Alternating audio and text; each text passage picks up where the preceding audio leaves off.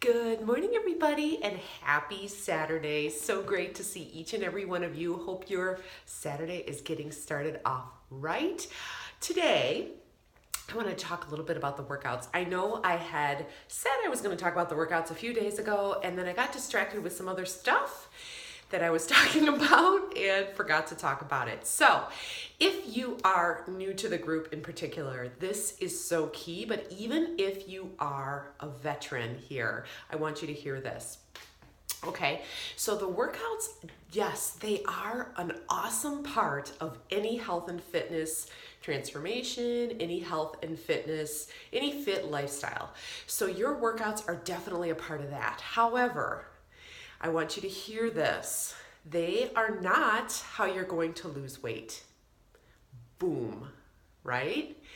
And we've gotten this wrong for so long that I want you to let that sink in.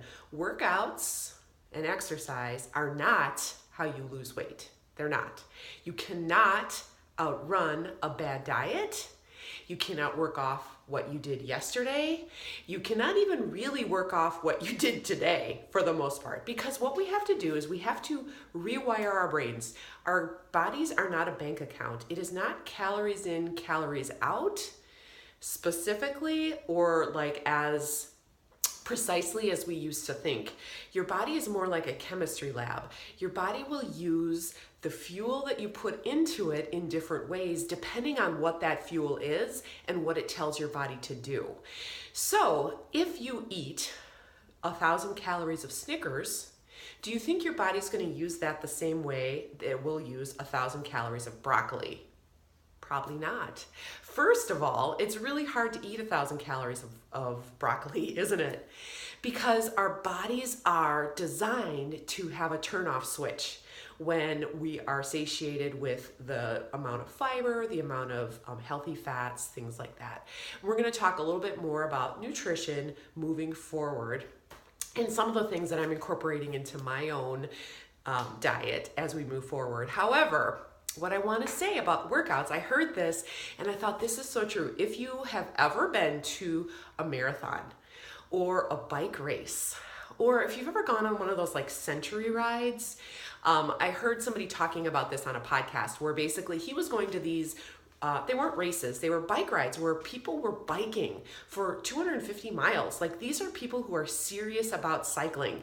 They are on their bike hours a week to be able to bike on a weekend on like one day 250 miles, right? So they are athletes. And he's like, and I saw these people, they weren't even staying the same. Most of them were getting fatter. They're not losing weight. They might not even be maintaining weight. They are getting fatter. Why? I don't know if you've ever been to a marathon or one of these long cycle races, or even just a 5K, for crying out loud. Do you see what they have at the finish line or during these cycle races that you can just grab M&Ms, or you can grab, it's all refined carbohydrates. That's, first of all, horrible, right? Eating M&Ms. We think we have to fuel our body with sugary carbs in order to keep going in our athletic endeavors, but that's really not true. And so when you think about people who are on a bike for hours a day, and they're not even able to outrun or outcycle their diet, think about us in 30 minutes or 60 minutes or whatever kind of workouts we're doing. We're not going to be able to outdo our diet in that period of time. So, all that to say, I don't want to depress you, but what I want to say, and in particular for women, as we get older, and we all are getting older, I'm in my 40s, I'm not afraid to say it, I'm in better shape now than I was when I was in my 20s. I'm stronger, I'm fitter, but I also focus so much more on my diet, because as you get older, your diet matters more. And for women, we get much more sensitive to carbohydrates as we get older. It is just a fact. We don't tolerate them as well as we did when we were 20. And I'm sorry, I wish it wasn't true, but it is. It's a hormone thing, and I can talk about that later. But what I want to say about the workouts, again, yes, they're important. I want you to get stronger. I want you to feel accomplished.